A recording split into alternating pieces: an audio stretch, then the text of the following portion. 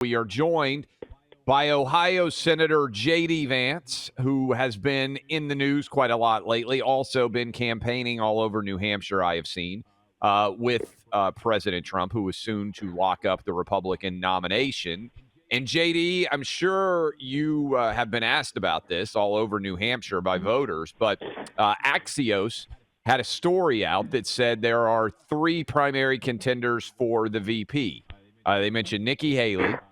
They mentioned Elise Stefanik, and they mentioned Senator JD Vance of Ohio. So, look, you're not on the roll necessarily that Southeast Michigan is, but given the Lions are in the NFC Championship and Michigan won the championship, which I know you hate because you're an Ohio State guy, but you got elected to the Senate in November of 2022, and now Axios says you're one of the three finalists for the VP. So are you going to be the next VP or not? You'd have to ask Donald Trump. Look, I'm extremely skeptical of these rumors at this early stage.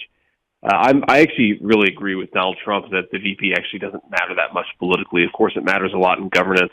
So I don't think anybody really votes for VP. They vote for Joe Biden or Donald Trump, and hopefully they vote for Donald Trump. I mean, the question of, am I interested? As I've said to many people, including, I think, you guys, I'll help the president however I can because I think it's important that we reelect him. I think one of the most important ways he needs close allies is actually not just as a vice president, but as a U.S. senator. And so I think it's a really important role for me to play in the United States Senate for the people of Ohio and for the agenda that we all care about. But look, when the president makes that decision, if it's me, then I'll certainly be extremely interested in it. We'll deal with it then. Exactly what we would expect the next vice president to say, Yes. Clay. Exactly. So JD, though, we have Nikki Haley still technically in it, Ron DeSantis out. How do you think this is going to play out now? I mean, we're getting to the point where the polls for Democrats are looking bleak. Trump is clearly going to be the nominee. Do you think that they just try the Donald Trump incited insurrection strategy with all the legal stuff and they stay with Joe Biden? Do you think that there's still some kind of a plan? I mean, between now and when voters are deciding, what are you keeping an eye on?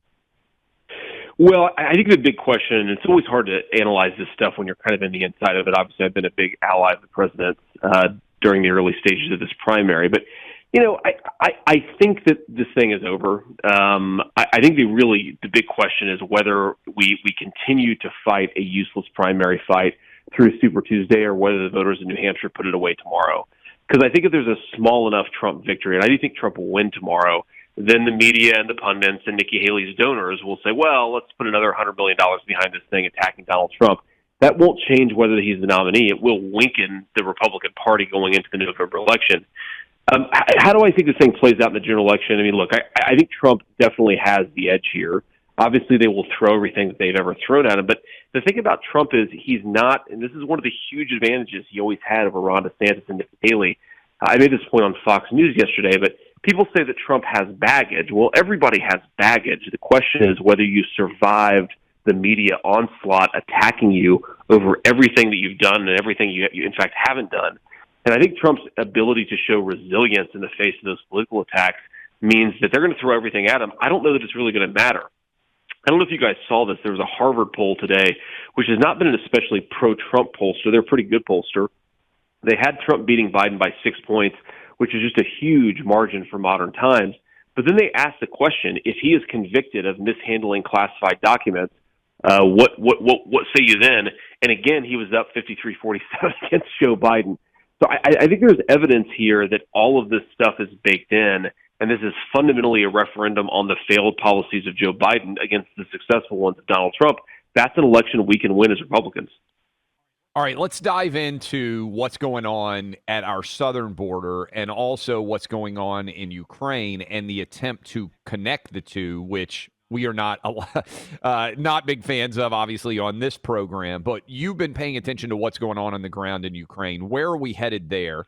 And also, what do you think is going to happen at our southern border and what should happen? Break down these scenarios for us as you see it playing out. So briefly on Ukraine, total quagmire. The Ukrainians at this point are not making real advances. Another $61 billion isn't going to do anything other than kill a lot more people and risk a bigger escalation. On the southern border, we know what a disaster it is. The one additional thing I've been talking about a lot the last couple of weeks, because I just learned this myself. I didn't realize how big of a problem this is. Do you know that because of the way that they count illegal immigrants in the census, California has 5 congressional seats it wouldn't have if the illegal immigration numbers were 0 in this country? So we're actually talking about stealing the democratic legitimacy away from American citizens when you bring in illegal aliens, give them congressional representation at the expense of the American people. This is a huge, huge crisis of legitimacy for our entire country. So, look, what's going on in Washington is that leadership, and I'd say in both parties, is trying to pair these packages where Republicans allegedly get border security and Democrats get money for Ukraine. What is going to happen in reality if this package passes is a massive amount of amnesty, no realistic border security, and the Democrats get everything they want on Ukraine. It's a horrendous deal for Republicans, and it's exactly why Donald Trump is such an important figure in our party to begin with. Why do we keep on making these terrible deals where our voters get nothing, they get everything, and we wonder why our voters are so pissed off all the time? It's exactly because of what's going on in D.C. now. Final point I'll make on this, we have been told to expect to vote on this thing in a week or two. Immigration law is very complicated. It is Monday. I still haven't seen text on this thing.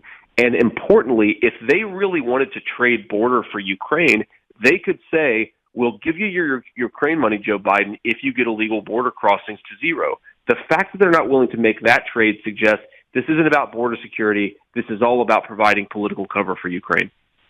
JD, when you're talking about Ukraine, I saw Nikki Haley making this argument recently, and it's one that you still catch in some quarters of the GOP. Certainly, it's very common for the Biden administration, whether it's top officials or members of the Senate, where they say, if we don't stop Russia in Ukraine, next is, and they start rattling off, Poland and all these NATO countries.